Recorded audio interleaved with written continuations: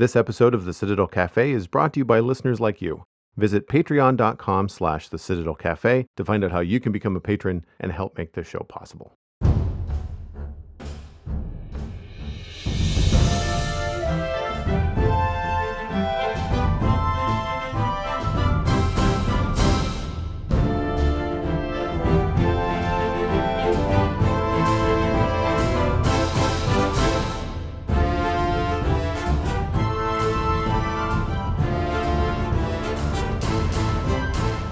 This is the Citadel Cafe, episode number 417 for Thursday, October 7th, 2021.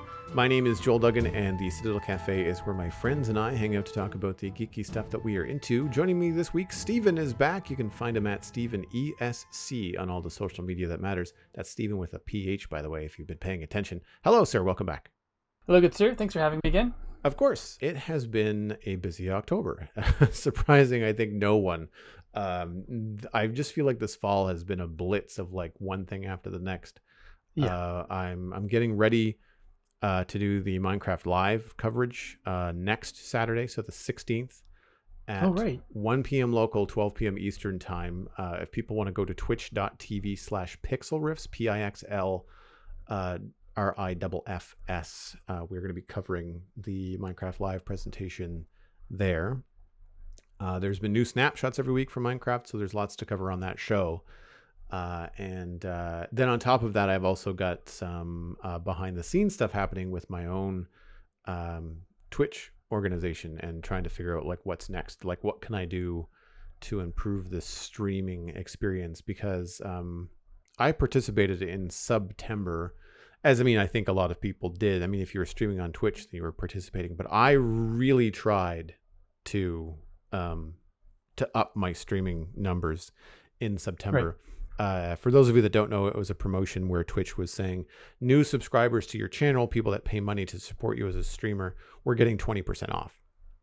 And so I was trying to drive, those numbers up, and was doing a lot of streaming.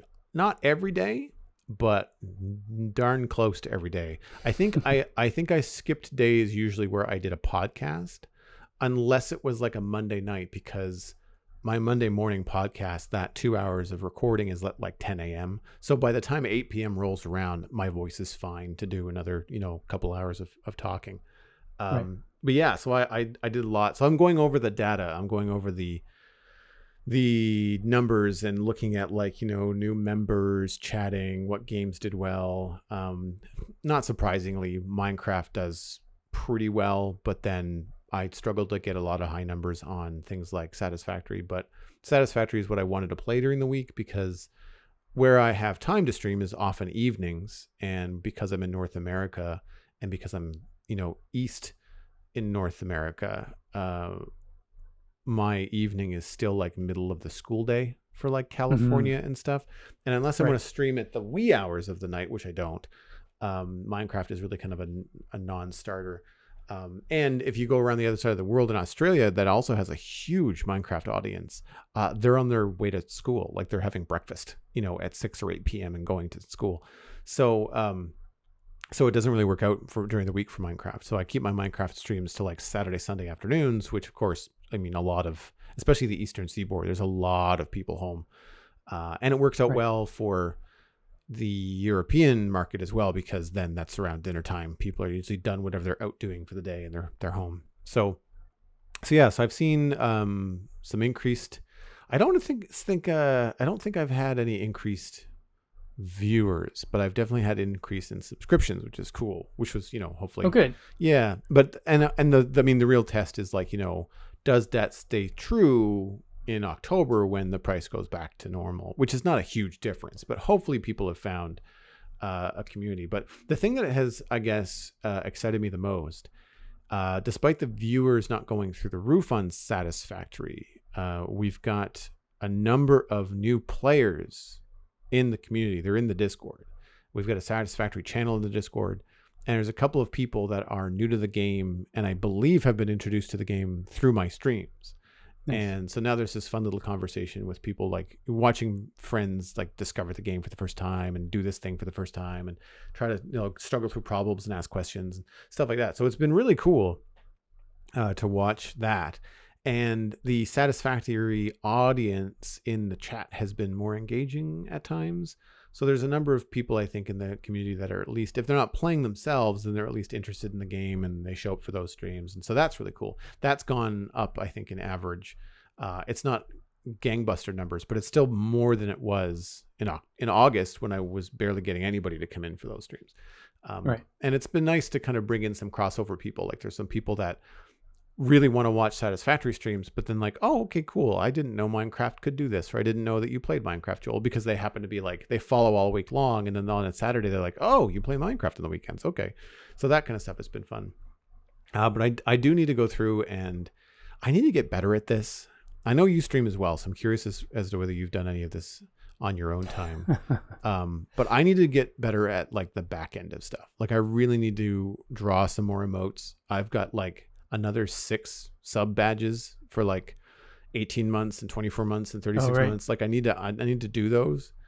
And I also haven't, I know anecdotally, like I know the totals. I understand when I'm having a good stream versus not, in terms of viewership, attendance, and subs and stuff like that. But I haven't like really looked at the data and then held that up against things like, what time of the week was I streaming? What time of the day was I streaming? What game was I streaming? How long was I streaming? Did I do a double header? A lot of times on the weekend, to try and introduce new people to new games, I'll play Minecraft for the first bit and have like, I don't know, 60, 70 people in the chat. And then I'll switch over to something like Satisfactory, which would normally pull a lower number, but because there's people already there, sometimes they stick around. Now, sometimes they don't. But still, like, attempting that kind of stuff. And I can go back now and look and say like, hey, I did that like 4 or 5 times over the course of September. Did it work? Were those Satisfactory streams after Minecraft streams higher attendance, or were they just didn't matter? Because that's a long day. I don't necessarily want to do that all the time. So that's what I've been trying to do this week, is trying to look at the data and try and organize it in a way where I can say like, what were my average subs the last 6 months, that kind of thing. Comparing that to things like ads on Twitch. I make more than I thought. I was expecting pittance from ads on Twitch. From the ads, okay. Yeah, because one, I only run them when I'm on a break, so they don't interrupt anything important. I don't just run them whenever. Not to mention, subscribers don't see ads, so I like, and most of the time I feel like a good chunk of my audience are members of the community, more often than not. So if I'm running a small stream, I don't anticipate anything from ads, because I'm assuming most of the people aren't seeing them. Anyway, what's cool about that is like, when I added it all up over the course of like averaging, per week, per month, it came into something like, almost $10 a month, which is like surprising. I was expecting, that's impressive. I was expecting like sub $5 for sure. I was not expecting like even a cup of coffee, like that kind of a thing. But yeah, I was surprised. But like, I take 2 or 3 breaks per stream. I run a minute-long ad, usually right when I stand up. It's just like, I stand up, I hit the timer, I hit the video, we do a little break train on Satisfactory, whatever, and I hit ad, and then I just walk away, and I get a stretch and refresh my coffee and stuff like that. And I figure it's a good opportunity to do it. It reminds me to do it, and it's not interrupting anything but like a break screen. So like, who cares? Plus, exactly. Plus, people probably aren't even looking at the ad, because hopefully they're also going up to use the bathroom or, do whatever they need to do on the break, because they know I'm going to be away for 5 to 7 minutes. So yeah, so that was surprising. I haven't really got into the rest of the data yet to see kind of like any other surprises, other than very happy with the increase in subscriptions. It wasn't a 200% increase, but it was close. That's pretty impressive. Yeah, it wasn't like we doubled it. The hard part with that is that I see the total of subscriptions, but that includes gift subs. Right. So again, for people that are listening that don't know, someone like Steven could say, I really like Joel's stream. I'm going to buy 5 subscriptions and gift it to the chat room. So 5 individuals then get invited into the Discord, and they have their sub badges for the month and stuff like that. So that's one person's action. Now, whether or not those gift subs are maintained by those people in the next month is usually something to be seen. So really, I think the data that's going to be interesting for subscriptions for me is going to be at the end of October to see what the retention was, like where we spiked, but where did we land compared to August? So that's going to be interesting. So do you do any of that kind of stuff? Like, do you look at like the numbers or the analytics or anything like that for your streaming, or do you just do it for fun?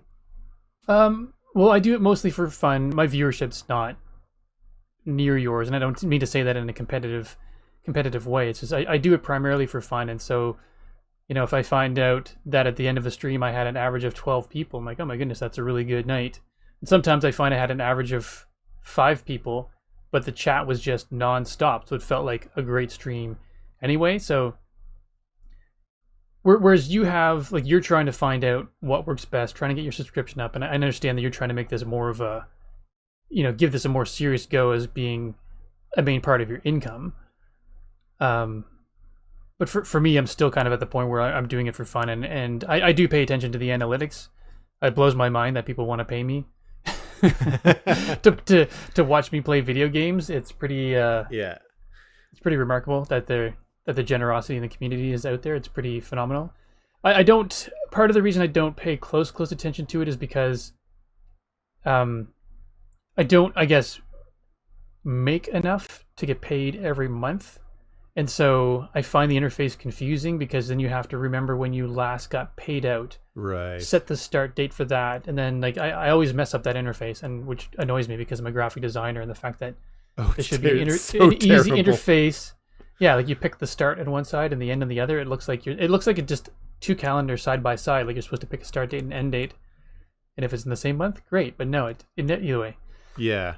The back end UI of Twitch could use some real help, because that's the thing. Like you can download the data into like a comma separated value sheet, but then and I've not tried that yet, but I don't know whether they're going to separate things like gift subs from regular subs from Prime subs and all that kind of stuff. So but yeah, it's the graphic design part could be definitely like the UI part of the back end could be more user friendly. That's been true of Twitch since I joined, though.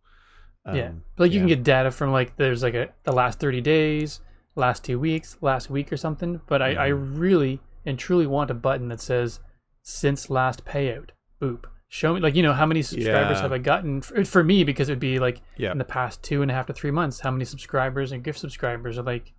To see the breakdown and then be able to go, okay, well, that's pretty good, and then see where the peaks and things are over the course of that pay period. That would be just more useful to me, or at least I feel like it would be.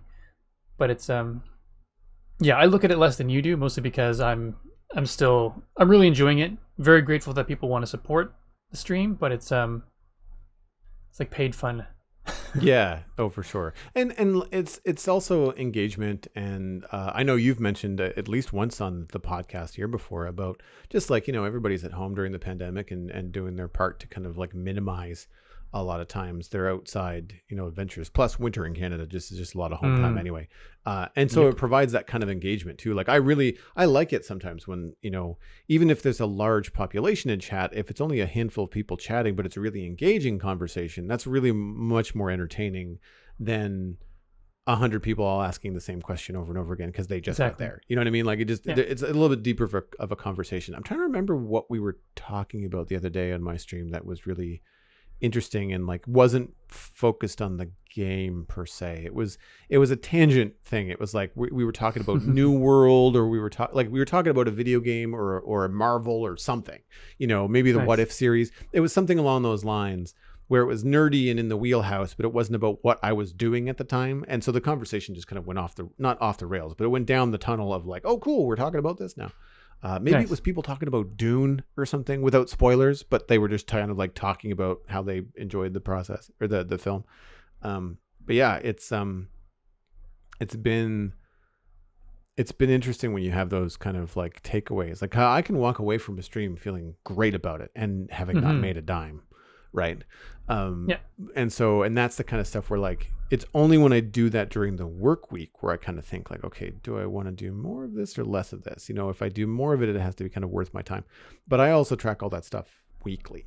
And it's a lot easier to do that than it is to like remember the last time. Like for you, like when you've got to remember the last payout, and yeah, Twitch doesn't do that very well at all. Yeah. And they just kind of compare it like this stream to your last stream, but that doesn't make any. You can't compare that, because if you streamed on a Friday night or a Thursday night at 7 compared to a Saturday morning at 11, like you're going to get a very different crowd. Oh yeah. Like that doesn't correlate at all. So it's hard in that respect. But anyway, that's what I've been up to. What have you been up to in the last little while? Well, I guess to go back to our barista cut conversation from back in April, it was my birthday last month, and I upgraded my razor. So oh, nice. Yeah, I mean, as you know, we chatted about it. I've got that Wilkinson double-edged sword. No, the Wilkinson sword, double-edged safety razor, because it's the same one you have. But it's, we both picked it up for $20 just because it's cheap, environmentally friendly. Replacement blades are like pennies. So it was, for me, I got it because I think I mentioned I just wanted to see if I even liked it, if I enjoyed it before I spent the money on a more expensive one. And then even still, I just kind of hummed and hawed, and it's like, do I want to see, there are good reviews of this one, but there are also kind of scathing reviews of this one. And I just wasn't sure. And then finally, I just found one that sort of checked all the right boxes for me. It's called the, it's made by Henson Shaving. So it's called the AL13. It's AL for aluminum. So it's lighter than the one that you and I currently have, which threw me off at first because I was finally getting used to the weight. But it's basically, it's designed, manufactured, packaged, and shipped from Canada. So like for me, it was like, okay, cool. And not that everything has to be from Canada, but it just sometimes feels like it's hard to find a made in Canada product. So when I saw that, I'm like, this is fantastic. Great. Oh, lifetime warranty? Another checkbox. Absolutely. And the fact that it's got really tight tolerances and meant for people with sensitive skin, that's me. Check the third box. It's awesome. And, it comes with a box of 5 blades like ours did as well. And it's not that it's a huge deal, but it's the Astra blade, and it's the first time that I had used the Astra blade. So then I went on Amazon to find out what the replacement cost for those are, and it's 100 of them for $15, which blew my mind. So, the razor itself, I love because. Have you used the other one yet? Yep. Okay. For people that don't know, because it's audio podcast, I have a beard most of the time. Even in the summer, it's very short. I do shave my neck. Like I keep it very short and trim in the summertime. But then winter into even April, I have a beard, like a full beard. And so again, I'm not using a razor as often. Trim the cheek line, neckline, that kind of thing.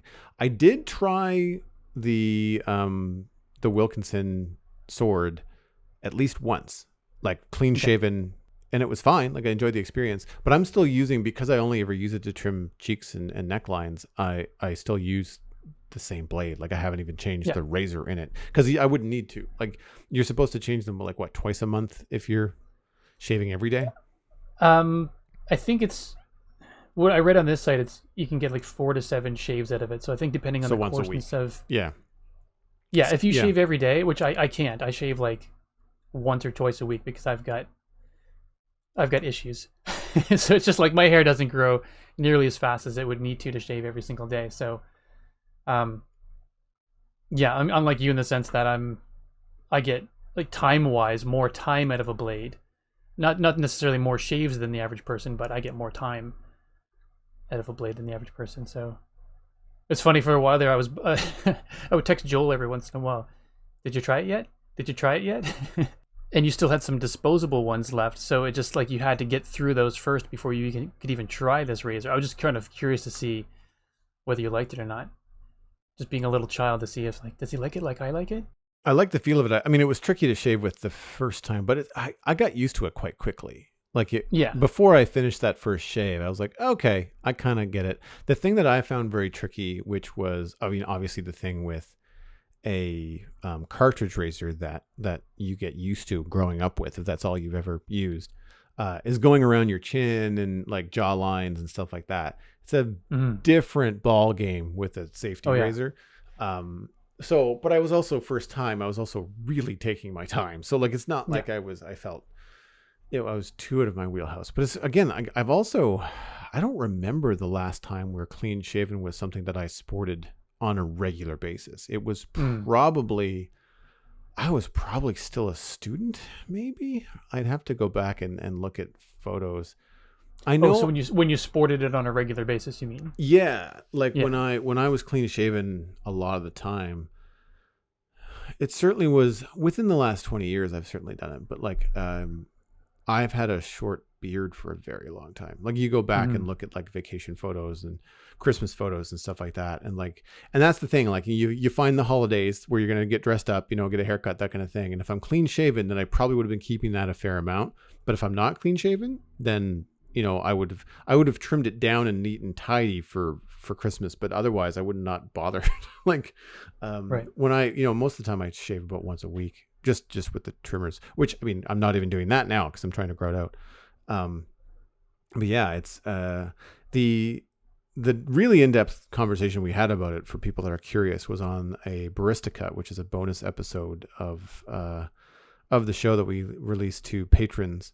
And that was 399, episode number 399 on the Barista Cut, or the Barista Cut that accompanied episode 399. I can't believe that was April. Like, I know. I actually went back through the podcast. I'm like, that's just like a couple months ago, right? Scrolls. Mm-hmm. Oh my gosh. Yeah. No, it's been a while. Yeah. Yeah, but you're happy with the new one, and you're happy with the cheaper blade. Love it. Yeah. The blade, the razor itself is more expensive. It was like, it's a $89.99 Canadian plus tax plus shipping, so it came to about $120 total. But it was a birthday gift. I used money from my birthday to get it, so I think I had to spend $3 of my own money just to kind of put it over the purchase edge there. But it's the thing I like about it the most is, like, I think I mentioned it in April as well, the toughest part of the your typical safety razor is it's rounded along the top. So you've got to find that that ideal 30-degree angle that doesn't cut yourself but cuts the hair. So you have to kind of rock it back and forth a little bit. So you're either cutting it not enough, cutting it too much. But this, like the edges on this one, it's flat, and the way you tighten the blade down, it puts it at exactly the 30-degree angle you need. So if you're at the wrong angle, the blade's not touching your face, so it's just not shaving. And if you've got it at the right angle, it's shaving the hair. So it's so nice. Like, it's, yeah. I've seen that graphic about it, but the reality is I just like it. It's so good. I've seen that image because, of course, after I published the show and put it out on social media and stuff like that, even with like and the web searches I would have had to do to get images for the show art and stuff like that. Just, Facebook and Instagram were just like, you want a new razor ad, like, constantly for about a week. So, and I do follow some beard guys on TikTok that do, like, they're barbers, or they've got a very big beard and they've won like competitions, and they'll share like tips and tricks for, like, trimming and ideas and things like that. So, and as a result, you get a lot of ads for, shaving stuff. Either it's beard balm or combs, or if you're looking at someone that's trimming a beard, then you get like electric trimmers and razors. Something that I'd like to get up, because this is the thing that I found very difficult with the sword, which surprisingly I can do with a cartridge razor, is trim the edge of my beard with a razor. Like, use the cartridge razor to have a clean line from your ear to your, to the corner of your mouth and all that kind of stuff. Did not find that very easy with the sword, because the Wilkinson, it's such a big head on the razor, like you can't see around it. Yeah. And I was trying to gauge where I was shaving, and I found that very tricky. So I ended up doing that with with a cartridge razor. But I wouldn't mind having like something that you could put a razor blade in. And you see them all the time on like barber videos, and they use them to clean the edges of things for people, like sideburns and beards, where it just takes the same thing. It puts the razor blade in what looks like a pocket knife. It looks like a little switch. Oh, like a little, the straight razor, yeah. Straight razor, but it's not a straight razor. Like it's got a blade in it. So there's a proper straight razor, but then there's it's a plastic handle, or looks like a plastic handle, that has what we would see as a razor blade in it. It's just that instead of the blade, instead of a straight razor, it's just it's got a hinge on it. So like it's for people that want to trim like the corners of mustaches or goatees or things like that and see what they're doing, because the blade is out there plain to see. It's not a safety razor. So anyway, that's something I wouldn't mind looking into. I'm sure it exists. I just haven't had the time to look on Amazon to figure out what's going on. That would make you a braver man than I, that's for sure. Well, it's not like I would shave my whole face like that. It's more about just like, trimming those spare hairs that are just kind of like all over the place. When do you use a brush? Because this is something I almost picked up. Right. Was a brush because I just used my hand. The one time I did it, I just used my hands because like I'm not going to go out and buy all the things, and unless I'm going to stay clean shaven, which I wasn't. I don't, because I find it left my skin feeling itchy, like just the rubbing of the brush on my face. I don't know if it was because I had gotten it from a friend who didn't use it, and it may have been actual like animal hair of some kind. So I don't know if I was irritated because it was a natural animal hair, and it just left my skin feeling itchy afterwards. So I actually use shaving soap, actually from a local soap maker. The business is called Ocean May Soaps. I wasn't originally planning on talking about this, but cool. They've got an original, like a really nice smelling shaving bar. It's like, I think it's $9, $8 or $9, and thing lasts forever. I swear the last bar I had, because again, I don't shave very often, it lasted me almost a year, if not a year. Wow. And so between $9 for the shaving soap and 15 cents a blade or whatever for shaving, the cost of me shaving has dropped drastically. And yes, this razor is $90 plus tax and shipping, but I did the math on this. Like if I go ahead and buy the 100 blades for $15, even if like at the worst for me, say I shave twice a week and only got 4 out of the 4 to 7 shaves per blade, that 100 pack would still last me almost 4 years of shaving. Yeah. So like my razor and blades paid for themselves, like crazy. Yeah, it's weird and wild, the different brands and different things that people have. There's definitely a couple of things that rise to the top. Like I see a lot of the same. I think it's Rocky Mountain Beard Company is like something that just their stuff is just everywhere. They're obviously pretty popular, but I think a lot of that has to do with also middle of the road pricing. Like it's beard balm, it's beard oil, it's shaving cream and shaving soap with a brush. Like they have this sets and gift sets and things like that. But nothing to me was like, oh gosh, that looks expensive. It was all like, that's about right for a quality product. I would pay, $40 for that gift pack, like that kind of thing. So it could be just the fact that they're popular because they're probably good enough, but also affordable for people to try them out. But yeah, there's a rabbit hole for everything online. Oh my goodness, shaving is definitely one of them.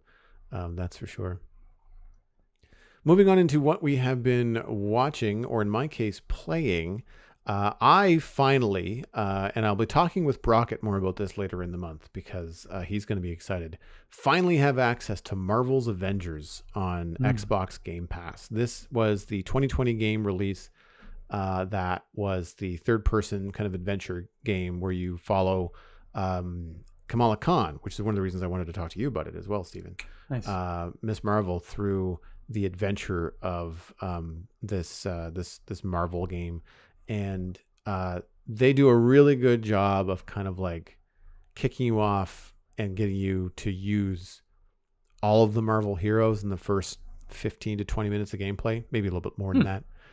And then you go on the main story. So the trailer is out there for people to watch. It's pretty much the opening game sequence, really, when you look at it. But the setup was really cool in how they teach you. The tutorial was you're controlling Kamala Khan, but she's like 12, and you're going to Avenger Day. You've written a fan fiction comic which you have sent into the Avengers, and you then have to go to the Avenger Day, which is, it looks like a convention, and go around, and if you want to be on the VIP deck, then you have to collect all the different comics from all the different booths. Well, every booth teaches you a different game mechanic. Like if you tap X, it's a quick punch. If you tap Y, it's a longer hold, and like all this kind of stuff. So eventually you get all the comics and then you move on. Nice. But then something bad happens, and Avengers Day is canceled because there's explosions on the Golden Gate Bridge, and you have to, the Avengers have to go save the day. So they stop the speeches about the comic books and they have to say, all right, suit up, let's go, blah, blah, blah. And in that time space, you then get to control each one of the Avengers as they're taking part in this story, rescuing people from the Golden Gate Bridge. And you start off with Thor. Like, they don't start you off light. You get to use Thor immediately, which is fun. And a lot of it has to do with the sound design, because there's something very unique about both in the Disney. It's different than Disney, but it's similar in this as well. But in the Marvel Disney films, like when Thor hits someone with Mjolnir, it makes like a metallic, almost like a bong. It's like hitting someone with a really heavy frying pan. Like, it has a very unique kind of like airy sound to it, but there's also a lot of weight to it as well. Mm-hmm. And so when these guys come up and somebody has hijacked S.H.I.E.L.D. weapons, basically Tony made weapons. They were supposed to be for S.H.I.E.L.D. Somebody hijacked the shipment. And so you got all these people coming at you. So you're not killing anybody because they're people, but then Thor gets to like just ream people with this hammer. And it's very similar mechanics. It's hard. I find it difficult with the melee characters. It's more satisfying with the other guys. But basically, all you have to do is face in the direction of a bad guy, like kind of press your directional controller towards them and hit the X button, and you will do your best to close the gap between you and hit them.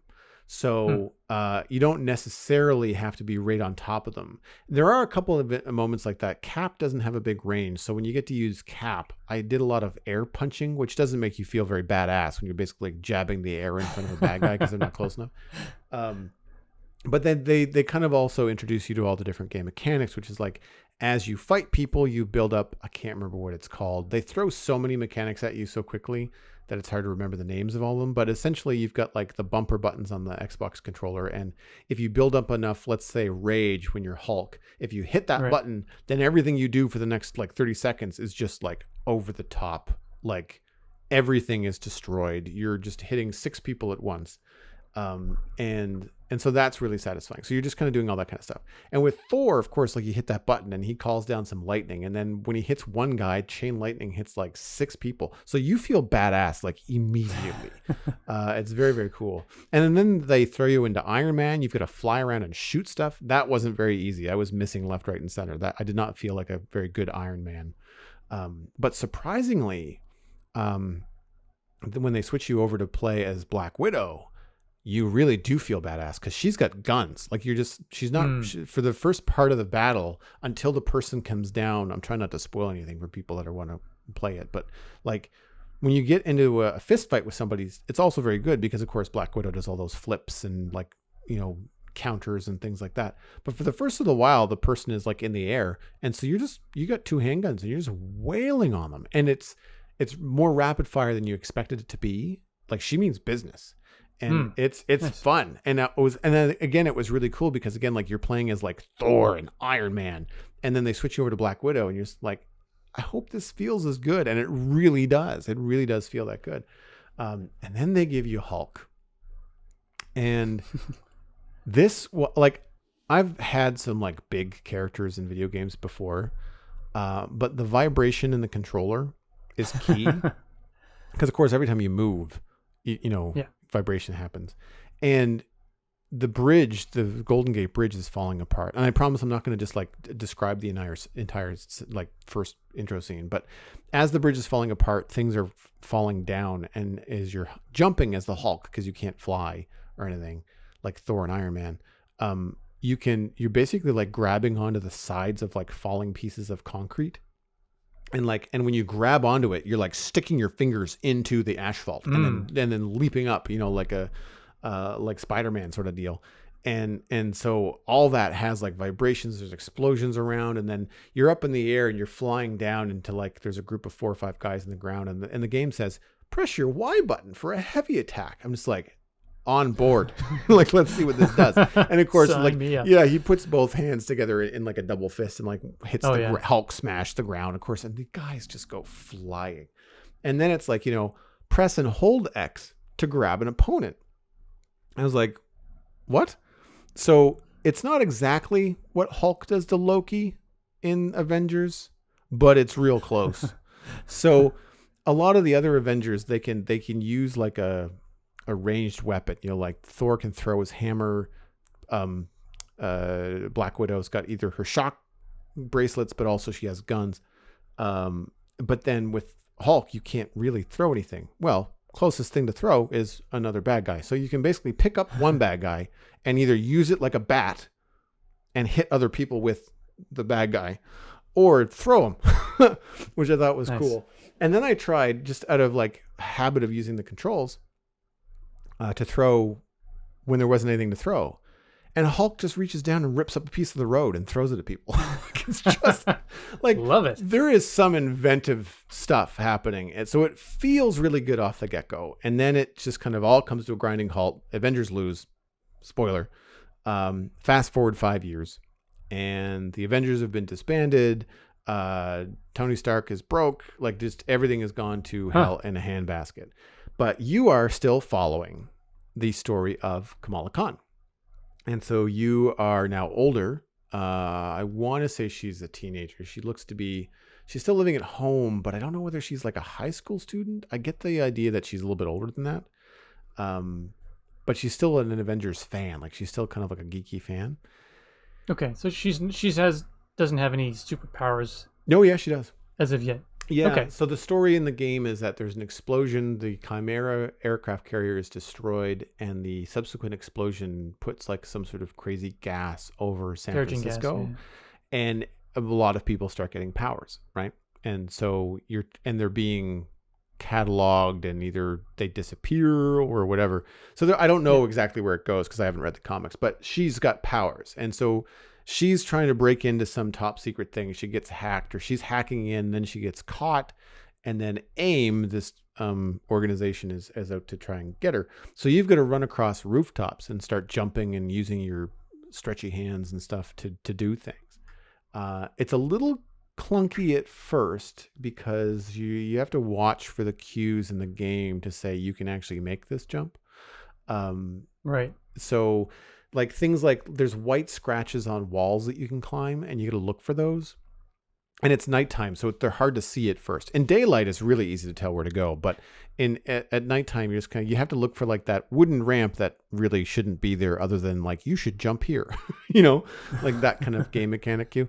But it's really fun. Like after a while, and I'll fast forward to later on. Once you get more of her powers, as she's discovering them herself, as she's testing herself to do more, you can do things like stretch your leg to do like a big jump. And that feels way more secure and way more powerful and fun than jumping off and like grabbing the edge of a building that was just outside of your grasp. Now you can just easily make most jumps because you can just, a combination of like stretching off with one leg, bounding forward, and then using your hand like a whip and grabbing whatever's hanging off the building next to you. And the way that the game is designed, it's not an open world. Like, you're meant to basically follow a story path. So if you're jumping over something and there's something that you should grab onto, you're going to do it. There's no aiming. You just kind of, you tap the A button twice. She shoots her hand out, grabs the thing, swings like Spider-Man. It's great. So it really makes you feel awesome.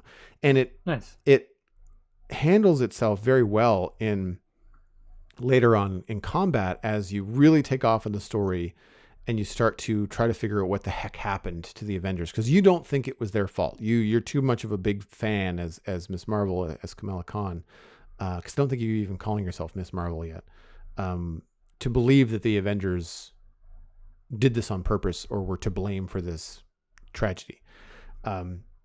Plus, you want to get to the bottom of what's going on with your own powers. And so when you engage other people in battle, once you've unlocked all these different abilities, it is ridiculous. Like, you can because you don't have to cross that gap, you look left and you hit X and her arm shoots out 4 feet and just punches the guy. And then if you tap the button the other way to the other guy that's coming at you from behind and hit the other button, she'll smack him with a hand the size of a door. And and these people go flying, and you can engage like 6 or 7 opponents at once. If you jump, and this is the problem I have with a lot of the other melee characters like Thor, Cap, and Iron Man, when you jumped, it was very hard to then engage because you're not punching anything. You're not close enough. But with Kamala Khan, if you're in the air and you jump and you punch, you're still going to punch the next thing, the closest bad guy to you. And so it just becomes this like spaghetti fight of like punch left, punch right, under your arm, spin around, through the leg, twist around. Oh, didn't see you there, smack. And the whole time she's saying really quippy, fun stuff because she's a kid. And so it felt like Spider-Man. Like if I was to, I had never played this PS4, PS5 Spider-Man games because I just don't have access. But I know that they're very similar to the Batman games where you're open world, you get to swing around, stuff like that.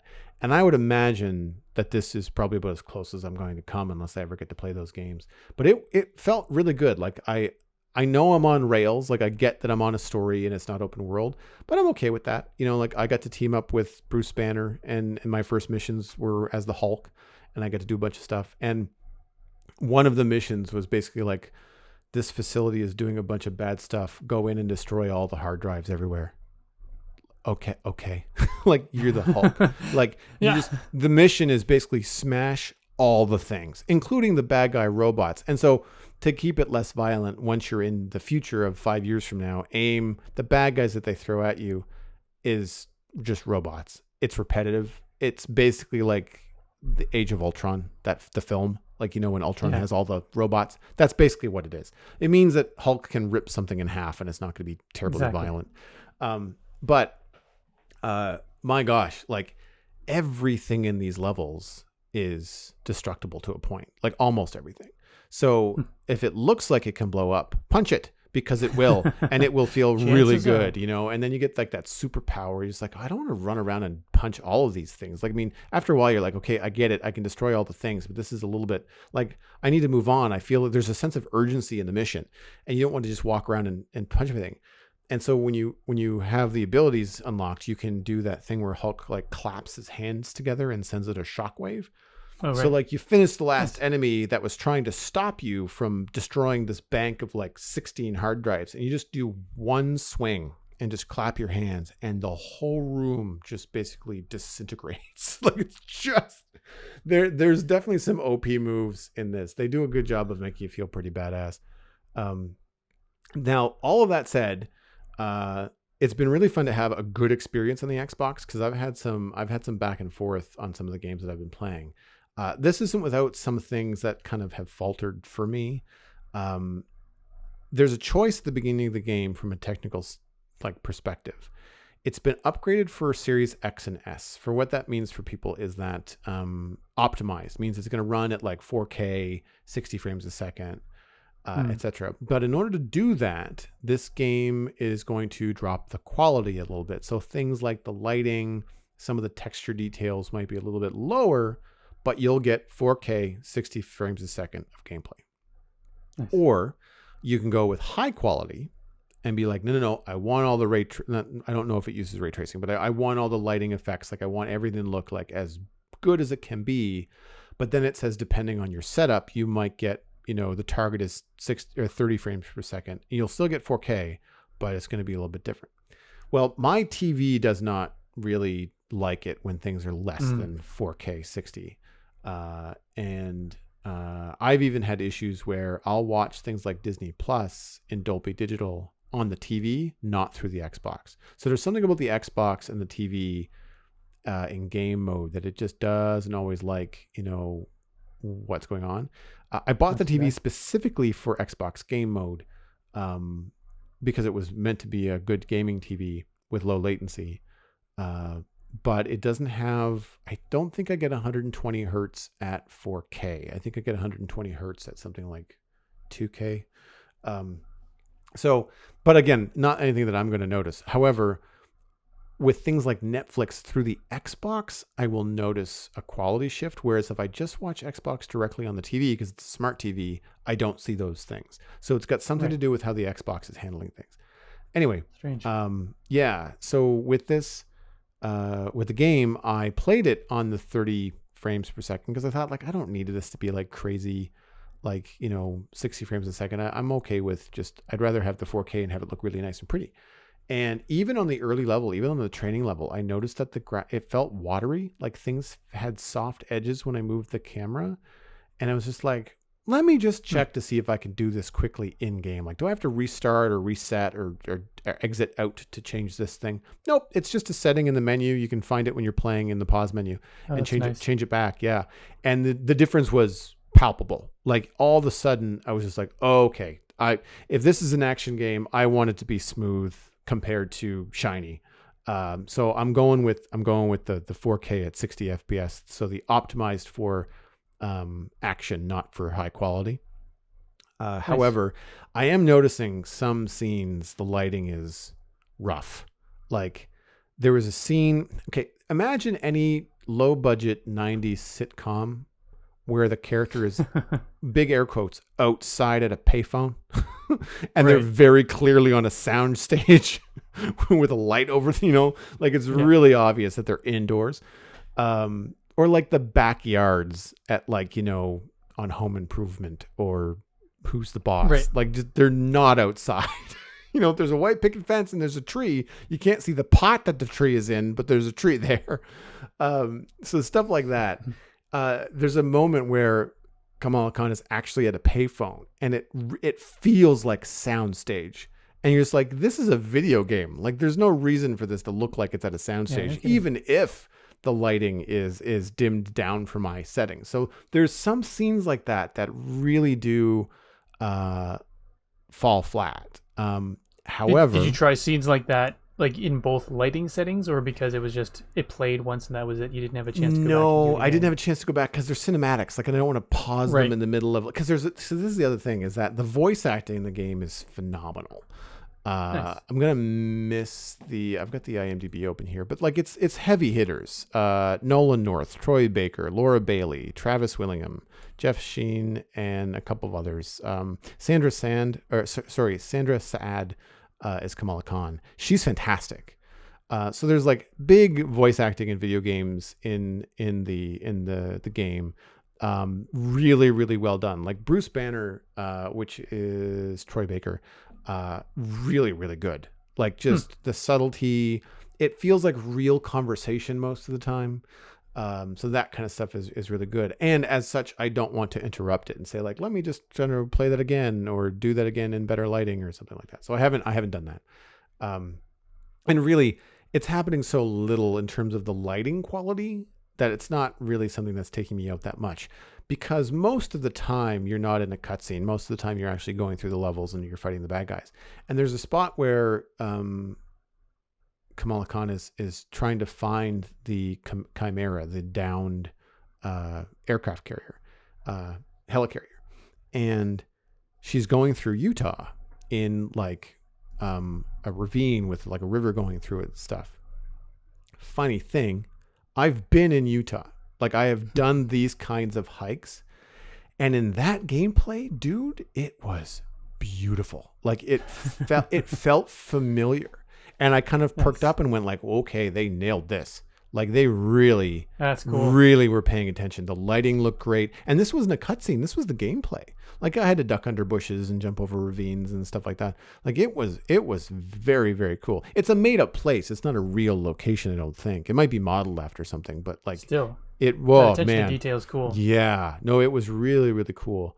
I'm trying to remember the name of the park that I was at that it reminded me of. It was somewhere in the middle of Utah on my way to Zion, and I'm blanking on the name of it right now. I'll try to look it up. But anyway, it was very, very cool. So there are things that stand out like that I'm not too worried about. The voice acting and the cutscenes, I'll forgive the animation because the voice acting is so good. But there are still moments when, like, there's times when it's a close-up on Kamala where it's just like, wow, this is a video game? Like, if it wasn't for her hair, I would be completely blown away. The hair in the game is bad. Brockett said it when he first brought it up on the show like a year ago. It's not any better. Like, it is not great, especially Banner. Bruce, like, it just, not only does it just look like really fake video game hair, it's also like, who decided that hairstyle was what Banner was going to have? Like, it's awful. It's like your dad's haircut from the 70s. Anyway, the hair pulls me out of it all the time, which is too bad. But the other thing that is a mistake that I will be hammering on And it's not so much lip sync, because that can be good and bad. I also have very low expectations in terms of in-game cutscenes with lip sync. It's usually garbage. They've for whatever reason, games have just never been able to pull this off. It's pretty good in a lot of cases, especially if it's an important scene, like a dramatic scene with Kamala and her dad, or a dramatic scene with even just Kamala talking to herself, as she does quite a bit.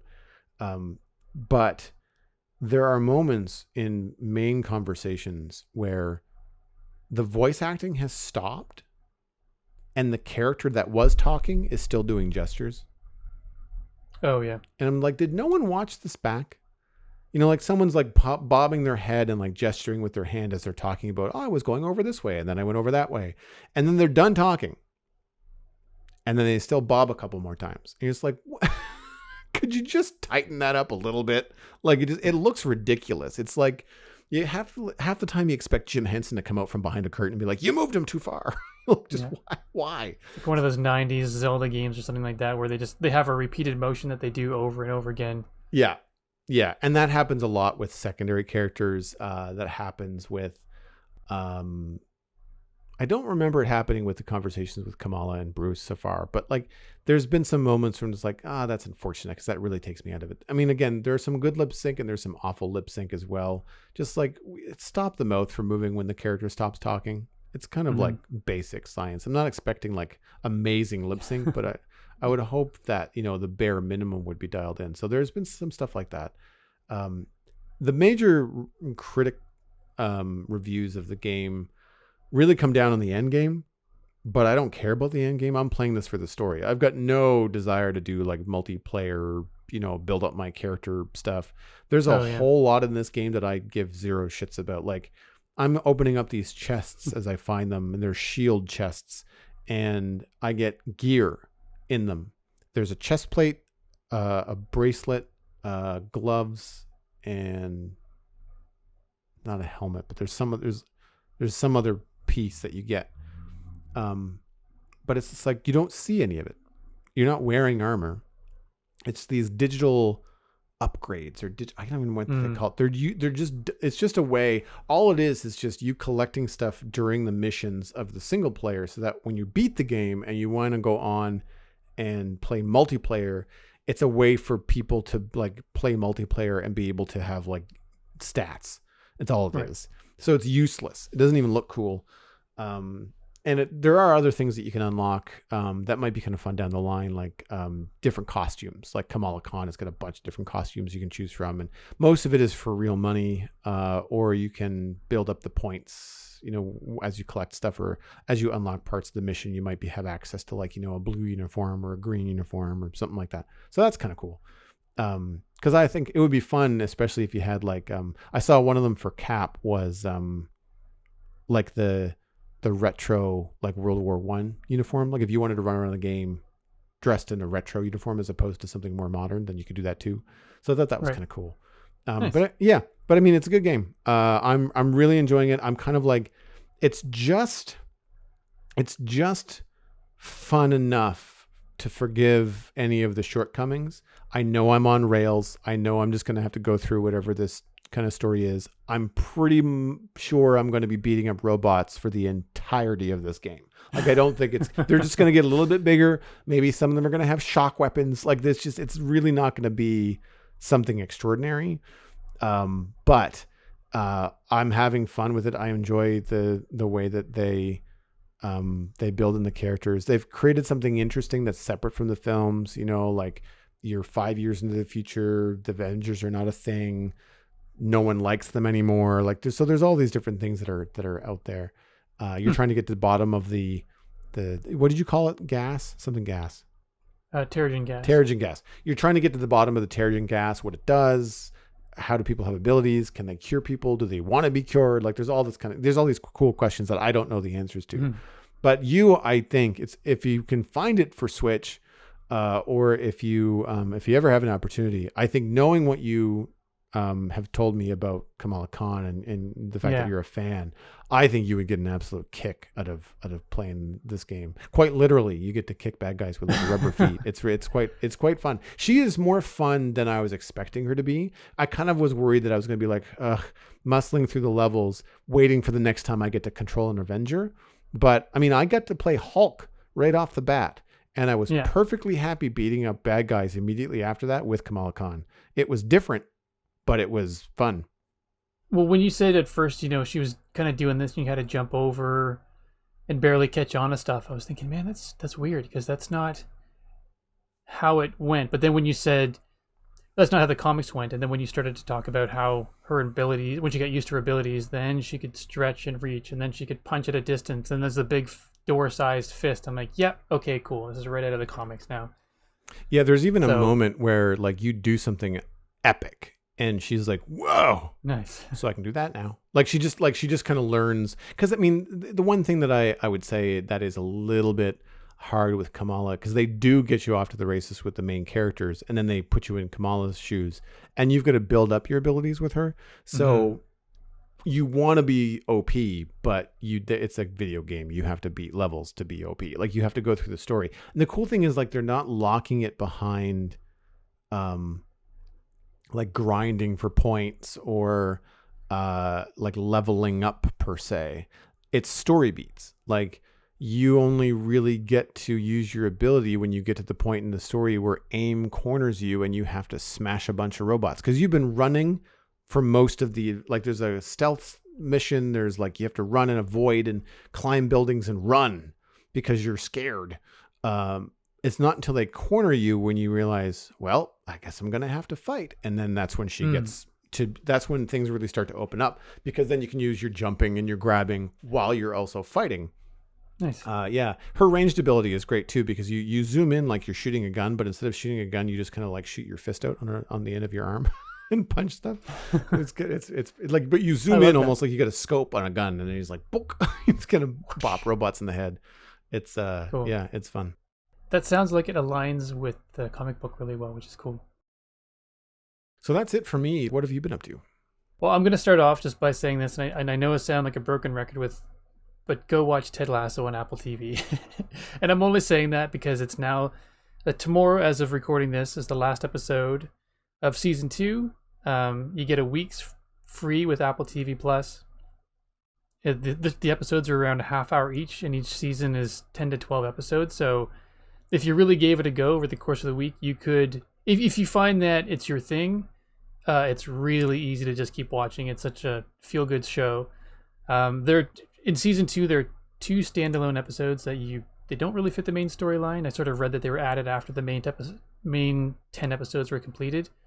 So there's a Christmas special, episode 4. Then there's one called Beard After Hours that follows Coach Beard, is one of the characters, on a weird and sometimes trippy deviation from the main storyline. But either way, that is all that is to say. Ted Lasso season 2 ends tomorrow. So if you were ever thinking of checking it out, it'd be a great time to do it. Make use of that free week on Apple TV Plus. And then even if you go over a little bit, it's only $5.99 a month Canadian to kind of for 1 month of Apple TV Plus. So go check it out. I'm really curious because Foundation is coming out soon, I think. If yes. It hasn't already. I think it actually started September 29th, I think it was, whatever that Friday was. Week. Yeah, it might have been October 1st, actually. Yeah, so that'll be our next Friday viewing once we're finished with Ted Lasso. We'll be moving on to that. So, yeah. I guess other than that, as a family, we watched Ryan Reynolds' Free Guy over the weekend and kind of enjoyed it. I mean, if I were to summarize my feelings, not an incredible movie, but a thoroughly enjoyable one. Like, it's one that you can kind of go, yeah, this is a bit cliche. Yeah, okay, I've seen that sort of thing done before. But it's a lot of fun. I mean, it's Ryan Reynolds being Ryan Reynolds, and I like Ryan Reynolds, so I enjoyed it. I saw that too, actually. Yeah. Oh, you watched it? Yeah. Nice. And I have the same kind of ho-hum. Like, it wasn't bad. I didn't feel like my time was wasted. I was certainly entertained. As someone that's played a lot of like RPG games and like MMOs and stuff like that, I've not really spent a lot of time in games like Grand Theft Auto, where basically you get to be like irresponsible assholes. Yeah, but no thanks. Yeah, so I don't have quite as much in common with some of the jokes. But there's definitely enough that I got the gist of a lot of things. I'm struggling to remember the name of the lead actress. I really enjoyed her in it, as well. Her name was Jodie Comer as Millie. His name. I quite enjoyed her. And actually, Taika Waititi, over the top. Oh yeah, totally. As the CEO of like video game douchebaggery, Yeah. but still like spot on in terms of like I know it's a caricature. I get it. It's just It's just real enough that that it was believable for this film. Kind of like any of those like weird bosses that Tom Hanks had in the 80s, like that kind of stuff. Like they're eccentric and funny and weird in a character, but still like not outside of like possibility. But what TD was, he wasn't funny, but he was like smarmy and annoying and like roll your eyes kind of character. And I liked him in that. Yeah, I thought he did it well. Yeah. How did you feel about the way that they ended Free Guy? I actually was sort of okay with it because it was, I mean, at the risk of getting into spoilers too much, there's like love story, relationship stuff that go on in the movie. It's not, I guess it's not really a spoiler. It's in the trailer. Well, and it's also telegraphed to you in the first 15 minutes. Yeah. I mean, it's a part of it. It's not like you've got an action movie with kind of that cliche love story. It's part of that storyline. The main character, Ryan Reynolds' character, Guy, spots Molotov girl walking down the street while she's singing the song, and then he's like, she's the one. And, that's a huge part of it. But without spoiling it, I think it went as well as it could have / should have without it being so obvious right from the get-go. Even though it was kind of obvious, I was wondering how they were going to wrap that part of it up, so I thought they did an okay job on it. I don't mind the obvious part of it. I didn't like the way that they ended it, like cinematically. I was just like, every cliche you can think of is in this movie, except for the one payoff that you want at the end. They don't give you it. And instead, they drag you out for another ending that you don't care about.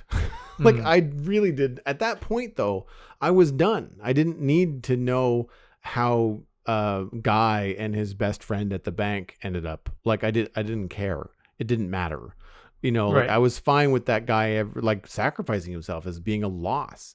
Yeah, me too. I felt that it was one of those run-on endings where like everybody has to walk home for 20 minutes. I was just like, I kept on checking the timers. Like, is it over yet? Like, when are the credits going to roll? Didn't we just get the end scene that they almost showed and then didn't? So that bothered me.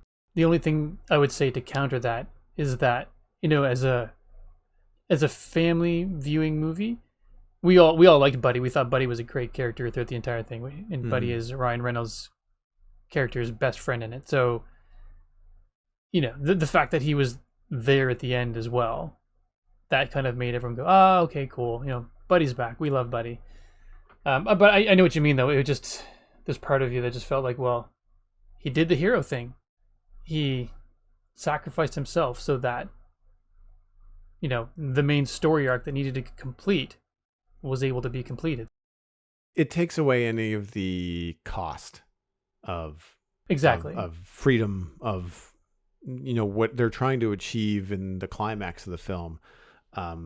It kind of doesn't have enough weight if there's no cost to it. I don't think I watched it in one sitting. I think I ended up coming back to it the next day or the next evening or something, for no other reason than just it was either late or it got a little slow in the middle.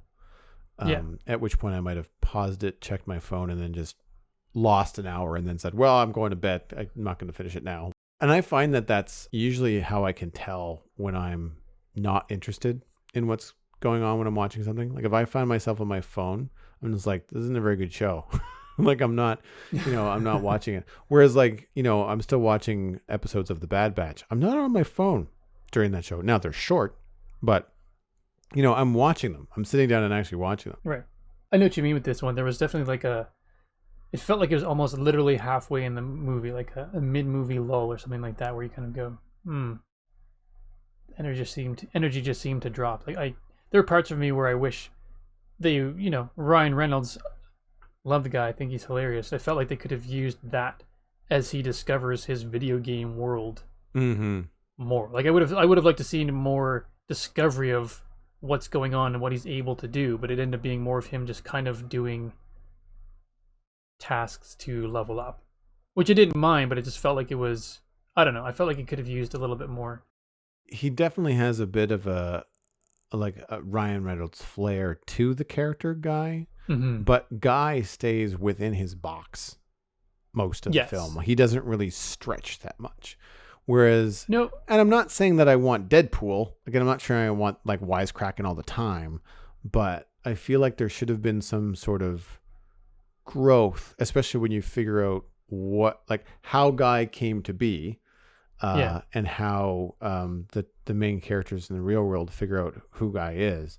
I feel like that growth, that change could have really been like, okay, now we can put some more Reynolds personality into, kind of lean on his strengths more in the like act 3, I guess. Yeah, it came out near the very, very end. Like the little jokes between Guy and the dude with each other. There were a lot of kind of jokey stuff between the two of them at that point. Yeah. But it felt like I would have enjoyed some more of that throughout. Yeah, the dude is where I checked out. Actually, that's where I rolled my eyes. I was like, okay, can we just finish this, please? Because this is dumb. That's where it went dumb for me. I was like, oh god. I remember it from the trailer or an advertisement that I saw. The dude, but I thought that was going to be like a gag moment. I thought it was going to be like a 30-second blip in the middle of the film.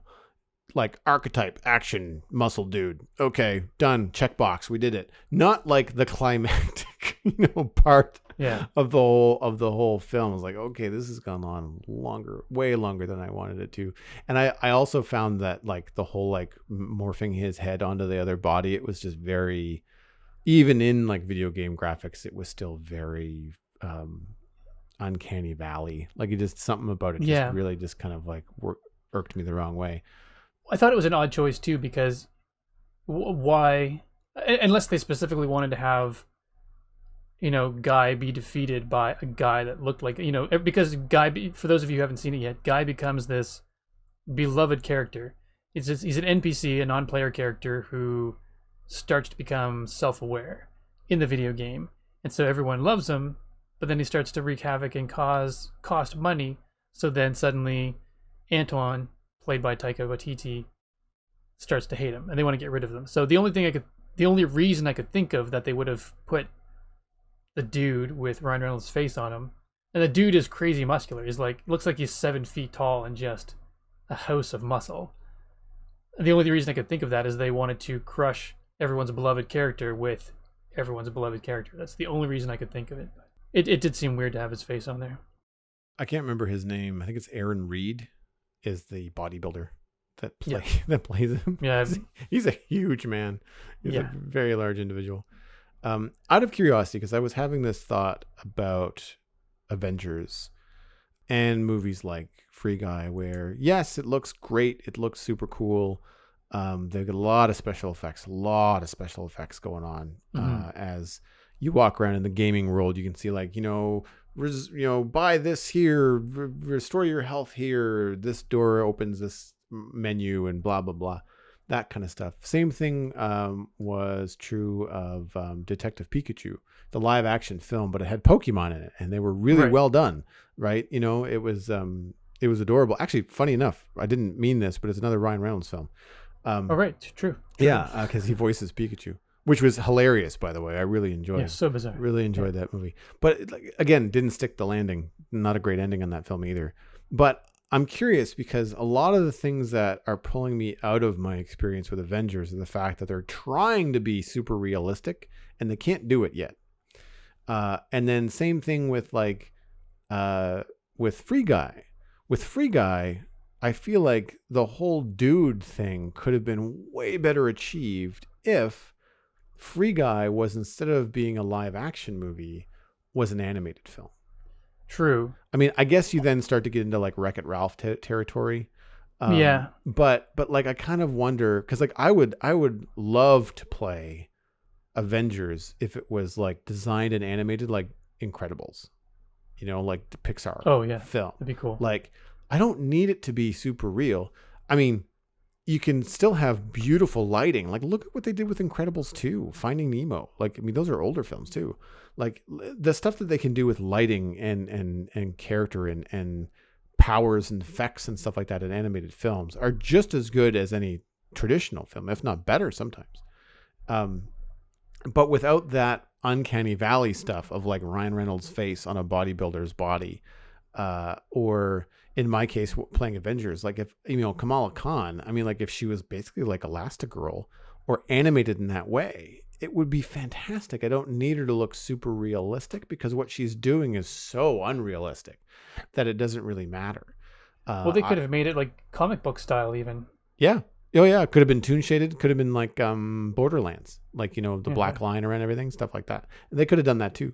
But yeah, like I feel like, because there's moments when they show a close up of Kamala Khan in that game where like you can see the pores in her skin, and it's outside of the mouth, which is where things start to fall apart in a lot of models. The eyes and the acting and the voice acting and the lighting and like, it really is cool. It looks fantastic. I remember sitting there thinking like, wow, this is a video game. Like, this is pretty cool looking. Nice. And especially in some shots. But at the same time, like when you have those other moments that pull you out of it, like in Free Guy, I kind of wonder like if some of these films would be better if they were just straight up animated or partly animated, like have all the real world stuff be real world actors and that kind of thing. And then when we're in the video game, have it be like cartoony, why not? Moving on into the Internet Minute, which is brought to you by you, dear listener. The Citadel Cafe is 100% listener supported. If you get value out of the show, consider putting a little bit of value back in. You can do that by becoming a member at patreon.com/the Citadel Cafe. Joining at any level will get you an invite to the member-only Discord server, which is shared with my Twitch channel and my personal Patreon. So there's a good 100 people or more in there. So it's a fun place to chat about nerdy stuff. I post updates about Twitch. We post stuff about video games we're playing. We talk about films. There's a spoiler room for people that are worried about that kind of thing. It's a really fun place. We are at 24, which is down one patron from last week. If you'd like to be patron number 25, then check out patreon.com/the Citadel Cafe. What is your pick this week, Stephen? My pick is Inktober. So I love this time of year because Inktober is always back with yes, it's getting close to Halloween, so get your houses dressed up and your costumes ready, and yes, you can get pumpkin spice everything again. But I love Inktober because it's basically where creatives, they'll do an ink drawing every single day of October and share it online. So it's artist Jake Parker created Inktober back in 2009 just as a way to challenge himself and improve his inking skills, and then since then it's kind of blown up. A lot of people do it, and if you're interested, just basically choose your social media platform of choice. Look for hashtags like hashtag Inktober and hashtag Inktober 2021, and check out the artwork. And if you're interested in participating, go check out inktober.com. A tie-in to this show, actually. Peyton Francis on Instagram is taking part in Inktober, and nice. So far I'm looking at 6 posts. I mean, it's only the 7th today. The day is not over yet. But yeah, so if you're interested in what kind of things are happening, then it's a good hashtag to discover new artists. Some people do different things. It's not always black and white. Some people use colored ink. Some people do digital inks. Some people do traditional. I attempted Inktober a number of times and I never finished it. I never did. I end up creating these more detailed pieces, and unfortunately you get caught up in people that are either very quick drawing, they have a lot of ideas on hand, they're using a prompt list, or there's a prompt list that's provided by Inktober as well. But like, it gets kind of like, not competitive, but you start to look at the grass on the other side of the fence when people are posting like these crazy elaborate drawings like every single day. And I never had any time to do that when I was attempting this. But really the spirit behind it is to just draw every day, not necessarily finish the drawing. Right. I know that one year, because of how busy he was, Jake Parker was doing one drawing and adding to it daily. And he was adding like, a character or an effect or a vehicle or something. And so it got easier over time because as you're piling these characters into the background, maybe you're only drawing a head, a shoulder, and an arm, right? So that it doesn't take all day to draw like a head to toe, character or drawing. And so there are ways to do it and participate that are not necessarily like doing a complete, ink drawing. And I know Peyton pretty well, and looking at his work on Instagram, like he's not spending hours and hours and hours. Like these are things he's probably like doodling in front of the TV or coming up with, and just kind of like they're one-offs, they're simple, they're meant to be completed in one sitting sort of idea. One short sitting, I would imagine, because he works full time, so that kind of stuff is a more feasible way to just kind of participate. And I've definitely found some fantastic people doing Inktober, especially if you follow anybody that does like comic book inking. Like if you've got some local people that do follow, like if you've got some favorite inking artists in comic books, because they're so fast at it. Like Scotty Young, I don't know if he's doing Inktober this year, but Scotty Young has got a very quick style. The guy just jams out artwork all the time, and like that kind of a thing is just really fun to see what someone that has that kind of honed precision can do every day. It can be very inspiring.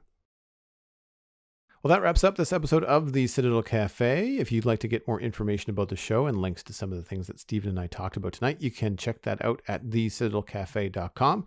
Music for the show was composed by Kevin MacLeod. You can email us at thecitadelcafe@gmail.com or find the show by name on Twitter. Listen for free on iTunes, Google Podcasts, Stitcher, Spotify, and YouTube. If you'd like to spread the word, just tell a friend about the Citadel Cafe and where they can go to listen to it. My name is Joel Duggan, and you can find everything I am doing online, including my illustration and design portfolio, at joelduggan.com. Check out my other podcast all about Minecraft at thespawnchunks.com. And again, a reminder that on October 16th on Pixel Riff's Twitch channel, we'll be covering Minecraft live at 1 p.m. Atlantic. That's 12 p.m. Eastern time. You can follow me at Joel Duggan on social media, and I'll point you towards twitch.tv/Joel Duggan, where I am streaming Satisfactory, Minecraft, and who knows what else. Stephen, where can people find you online? Still, the easiest place to find me is on Twitch at twitch.tv/StephenESC. Still playing a lot of Minecraft, making solid progress on my stair monument.